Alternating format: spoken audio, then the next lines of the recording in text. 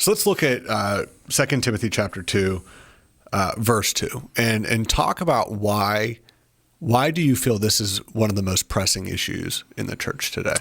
So, it pretty much comes down to the opposite view of service provider.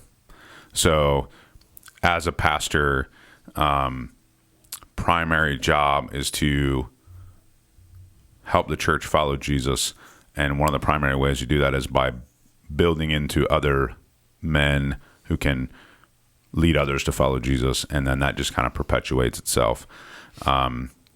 So basically, as pastors, if we don't raise up and train the next generation of pastors, there isn't one. Right. We've gotten away with it for a while in the American setting because we have an incredible seminary and college and support there.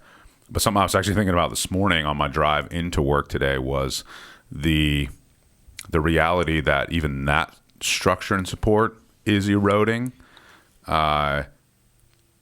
It falls to the church. Like that's where equipping and training should primarily happen.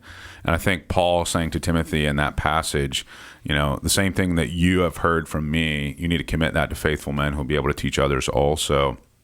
That's like the model for healthy church in the pastoral epistles. So same thing in Titus. He says, the healthy church strategy in Titus is teach sound doctrine, teach other people to teach sound doctrine, and then teach sound doctrine. Right. And that leads to a godly life. That leads to living it out and authentic faith. And it's like, if pastors don't lead that, that's not happening.